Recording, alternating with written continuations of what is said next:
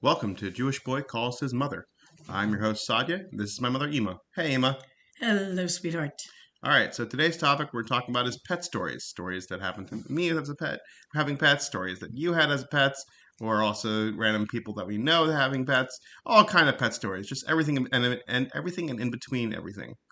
The funny thing is, today I was telling you, it's somehow the theme of today is animals because before you called me, I was watching YouTube with my grandson, and we were watching animal safaris that had gone terribly wrong.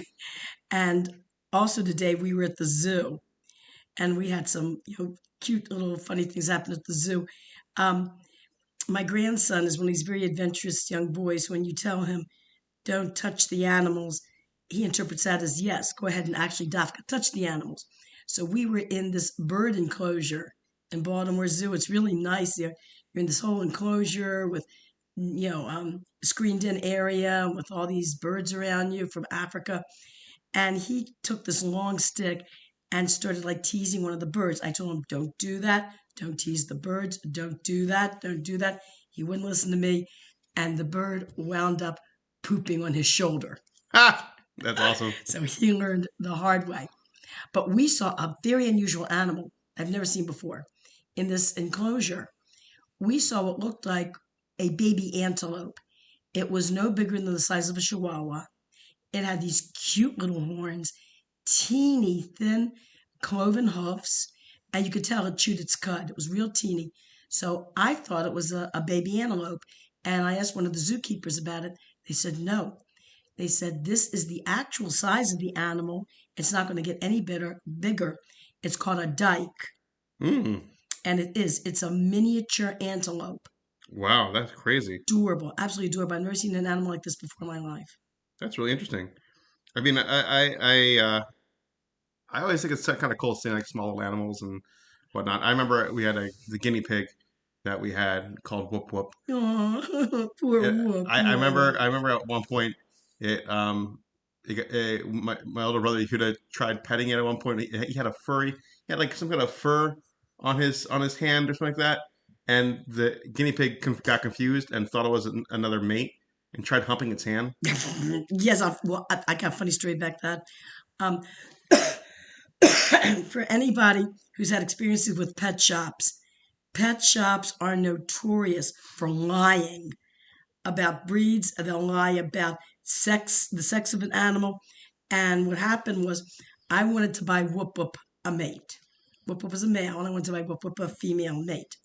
So there was a pet store around here that was going out of business, and I went over there, and the owner was kind of obnoxious. It was this woman, obnoxious woman, and she said, "Yeah, yeah, she's got one guinea pig left. Yes, it's a female. It's a female."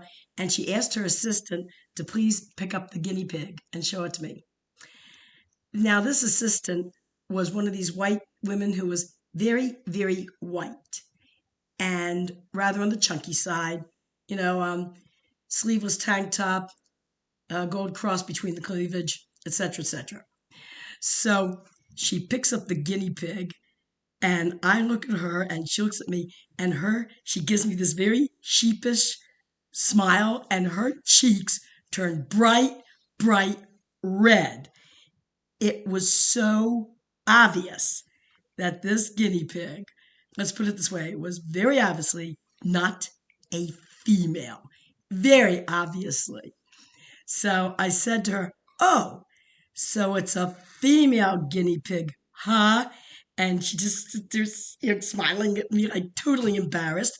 I give a glance over to the owner, who will not look at me at all. The owner is standing behind the cash register counting receipts. And I turned back to the assistant and I said, "I think somebody here needs a crash course in sex education." Oh my gosh. Um, yeah, it's funny though that I remember Whoop Whoop passed away, but I don't remember like getting super sad, even though I had him for like 6 years. Well, Whoop Whoop died, I It was think Shabbos. the same week that your bubby, Really? that yeah, your father's mother passed away. And so your younger brother, well, first, there were three main things that happened right around that time. Uh, First, you know, your bubby passed away, your father's mother passed away. Then no, before your bubby passed away, I gave birth to Sterna. Oh Because had yeah, she passed away before Sterna she would was have been probably named. Yeah, yeah. from, So Schnurrstar was yeah, born, Bubby passed away, and and then the Whoop Whoop guinea pig. passed away. So your younger brother was starting to have behavior problems in school. So the teacher called me, and I had to explain to the teacher that he's having these problems because of some major changes that have happened all at once in the house. And it sounded kind of funny. I had to say, well, first I gave birth to a baby girl, and then my mother-in-law passed away, and then the guinea pig died. Yeah, So, yeah. I remember the guinea pig dying. I remember us burying it in the backyard, right near the tree. Um, and then we got like a hamster or something like that. after We then what? then the hamster hung itself because Oh my gosh, I'll never forget that one. it hung itself because it was trying to get a hold of the get a hold of the water No, bottle. it was trying to climb out of the cage. Oh, And what happened was I had made this makeshift bottle holder you could have out of a just bought coat one. You hanger. could have just bought one. I know. Okay, all right. So the thing was trying to climb out. What happened was it was one of these mornings where I had two carpools, one right after the other.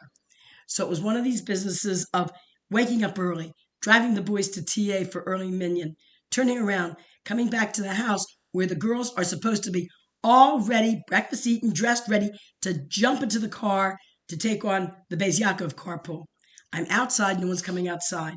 I come into the house. What's going on? Everyone's crying, crying, crying. What's the matter? The guinea pig hung himself. He got caught in the elbow of that makeshift, coat wire thing and accidentally died. I said, guys, get your lunches, get in the car, we'll worry about it later.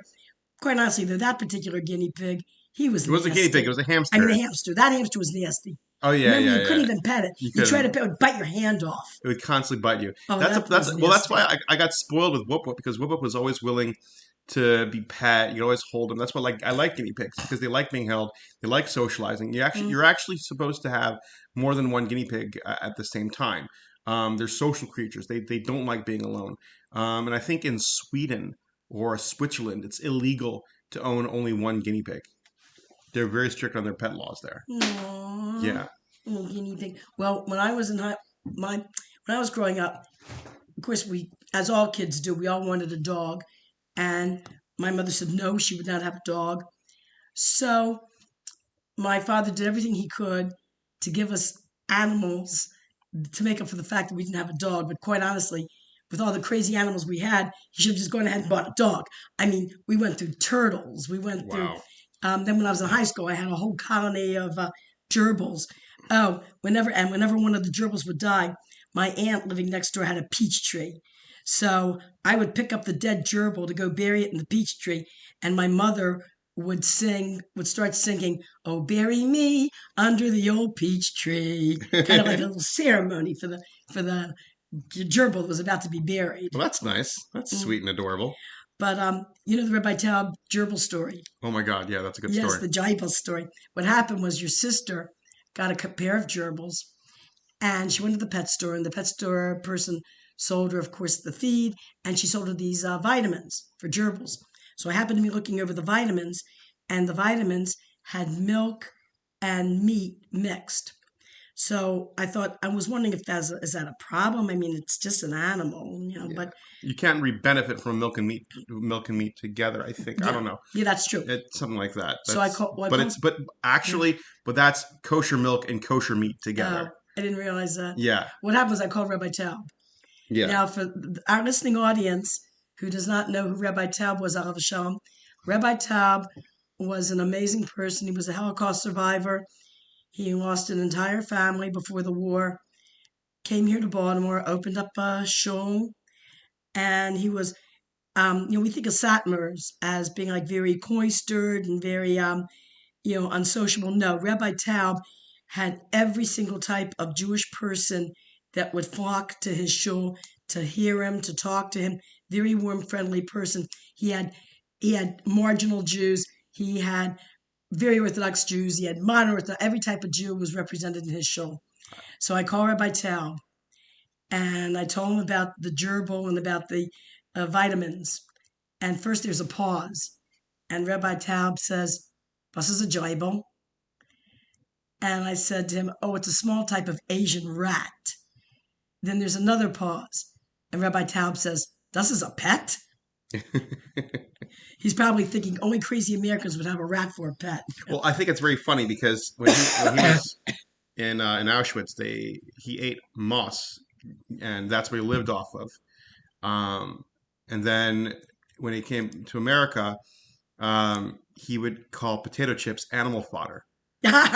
So it really goes to tell you what kind of man he really was. It's amazing. I actually remember even more like there was a guy there, a Vietnam vet, who was totally shell shocked, totally like gone. I think there were like rumors that like he had to bury his friends or something like that. Like it was really intense, really horrible stuff he went Mm. through. And he would just go in and start mumbling to everybody that he's Mashiach and that he's here to redeem themselves and things like that. And he had a card, and I remember seeing him with leather jacket and like all these kinds of rings. And he would go to Rabbi Taub's shul and he would start rambling.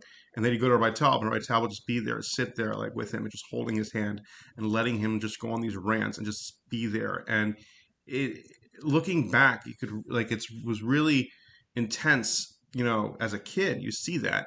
And just you see these people that went through so much and that they're able to still maintain a level of patience and love, and that's what I saw growing up. I think that's very important Mm. for anybody. That's an amazing story. You reminded me about I was listening to to some sort of something your brother put on the family WhatsApp that was on YouTube. This rabbi who was this Australian rabbi, and he was giving this talk in Melbourne, Yeah, and he was talking about Viktor Frankl, the yeah, great psychiatrist. And Viktor Frankl one time got a call from a woman who swore she was going to commit suicide.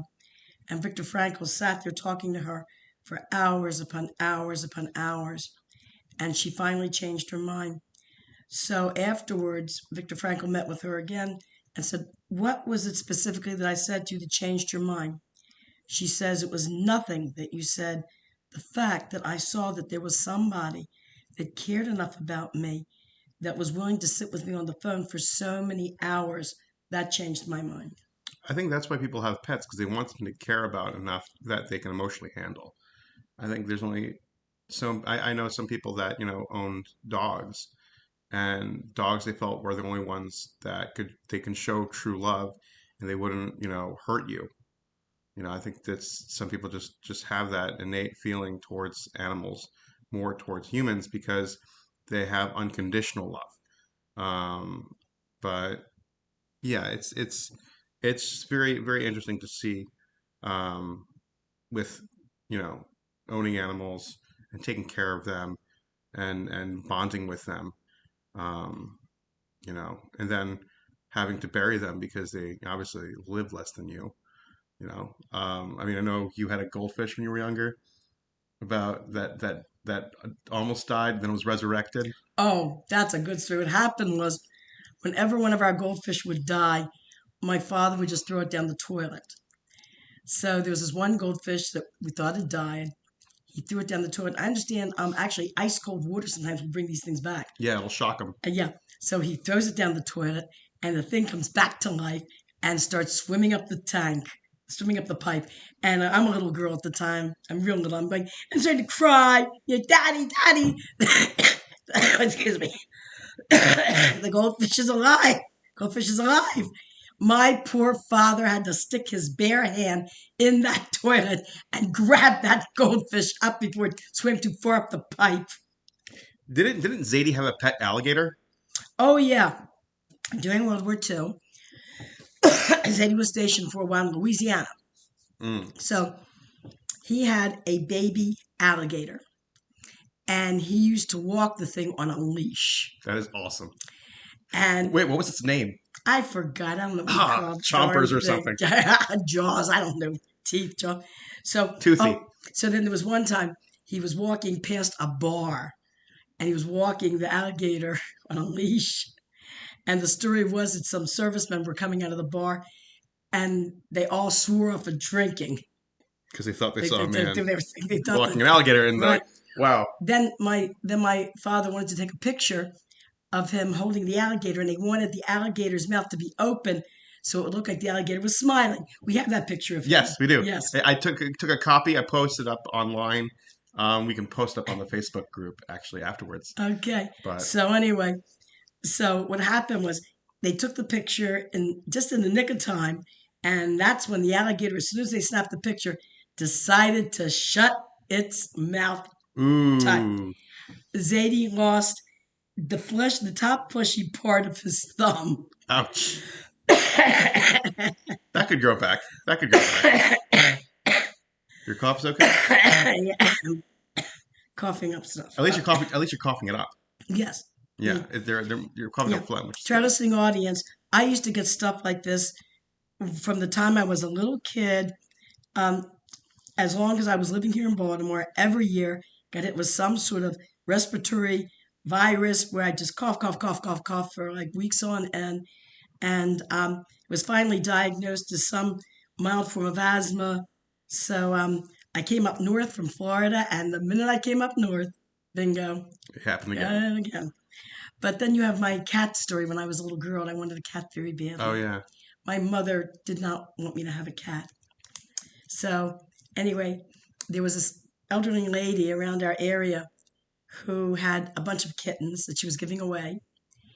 And so Erev Rosh Hashanah, everybody, of course, is, busy with preparations.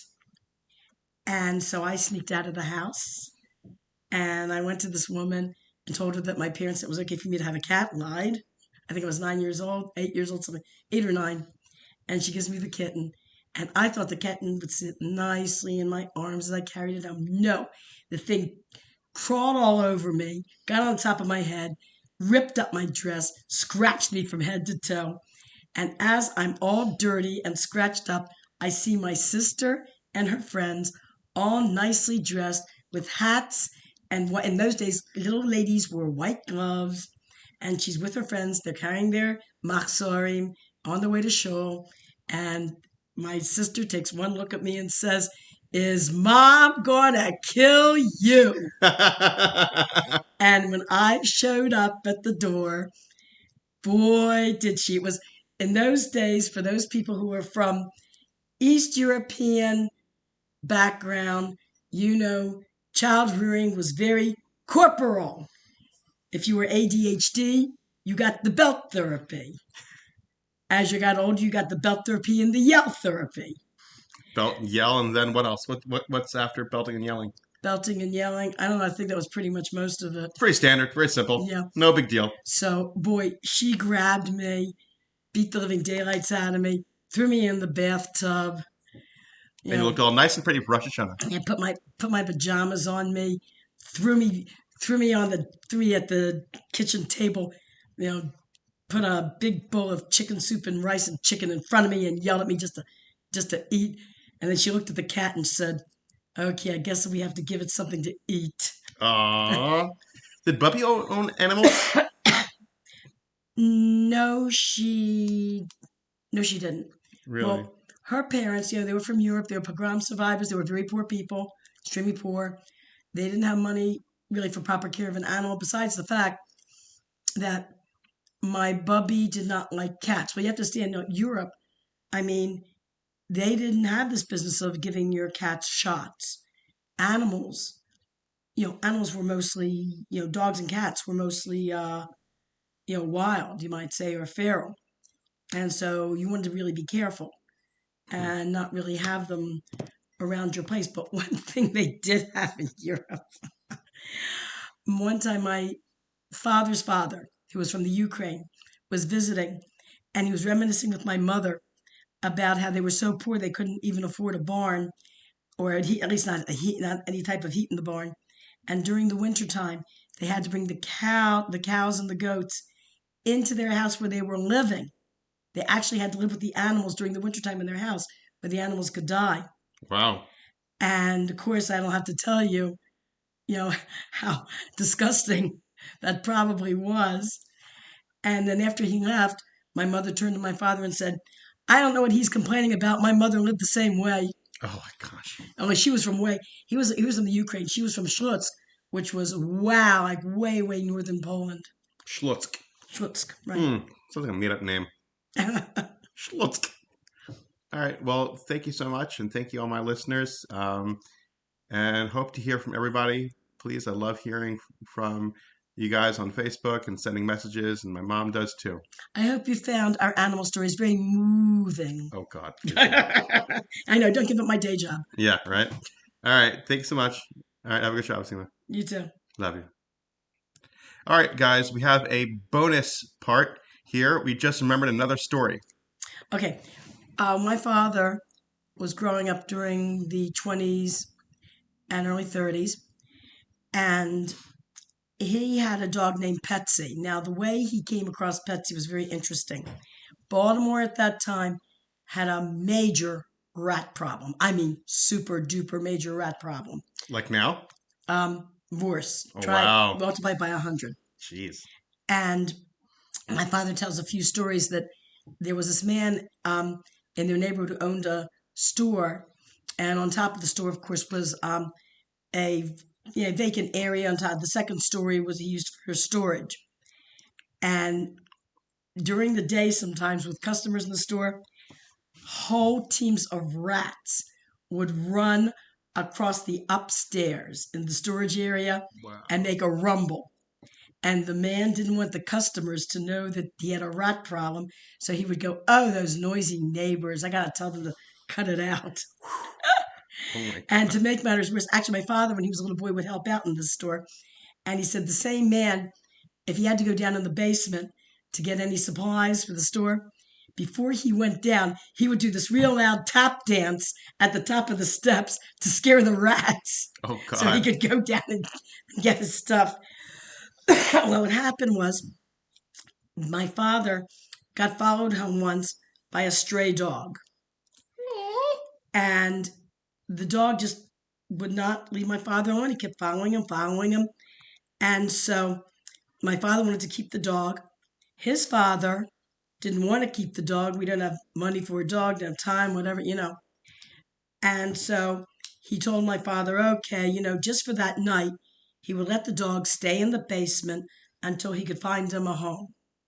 Or maybe even take him to the shelter. By the way, in those days, all shelters were kill shelters. In those days, they kept the dog 1 week, and that was it. Wow. And they would put him in a gas chamber. Jeez. So they had Petsy in the basement. And in the morning, when my grandfather came downstairs to feed Petsy and see how he was doing, he saw a bunch of dead rats. Petsy was what they call a ratter. Oh wow. He was a boy. Petsy was legendary. He could chase him So for they those kept rats. him, I guess. And so my grandfather petted the dog and said, Petsy, he says, you've got a home. Awesome. And so they kept that dog there. And my father tells stories about one time these rats running down the alley, Petsy catching two of them before they managed to get down the alley, killing them, running around the block and meeting the other rats at the end of the alley and killing them too. Wow. You mentioned. I know we're going a little overtime, but you mentioned dog following you home. I remember a dog following Tati home. Oh, yes, I remember that. Oh my gosh. Yeah. Well, it For was sure. it was a Rottweiler, right? No. It was a Great Dane. It was a Great Dane. Yeah, as a matter of fact, I saw it with its owner a couple of weeks later. It was Oh hysterical. wow. Yeah. Oh, that was cute. So what happened was this dog came home, came running right into the house. Yeah. We couldn't get rid of it. It was running all over the house. So finally I had an idea. I gave your father a plate of chicken. I said, here, lure it with chicken. So your father showed the chicken to the dog. Sure enough, the dog came right out of the house. 2 weeks later, I see the owner trying to walk the dog. The dog is running all over the place. The poor owner has it on a leash. It's a woman, and she was yelling, get over here, get over here, pulling on the leash and pulling on the leash. This thing would not be tamed. Oh, there was one more story about Petsy. There was one time that Petsy got lost or somehow wandered off, and my father couldn't find Petsy. So in those days, if you went to the animal shelter and told them you just wanted to adopt a dog, they would give it to you for free in those days. Oh wow. But if you told them you lost your dog, you had to pay a $2 fine because it didn't have a license. You had to get a license for the dog. Oh wow. $2 in those days would be quite a bit of money today. So my father went to the shelter. Are we still on? Yeah, we're still on. I'm just wondering, Okay. $2 in what year? I would say this had to be 1928, I believe. My father, I think, was 10 years old. Maybe 1928. Would it be like 200 now or something? I don't know. It'd be with inflation, $31.48. Oh, is that? Oh, okay. Yeah. So my father went to the shelter and he looked and looked. He couldn't find Patsy. And so finally he told the man the truth, that, it was really his dog. So the guy said, well, you have to get $2. So my father did some jobs, went to his friends, and went to his father. And basically was able to scrape together the $2, took it to the man, and the man brought him over. At the very, very end of the shelter, there was Patsy. So my father took Patsy back home, and my grandparents at that time owned a confectionery store, and they gave Patsy an ice cream cone. I didn't know your grandparents owned a confectionery store. In the 1920s, yeah. Jeez. Okay, after all these years. Okay. All right. That's the extra that's an extra bonus story.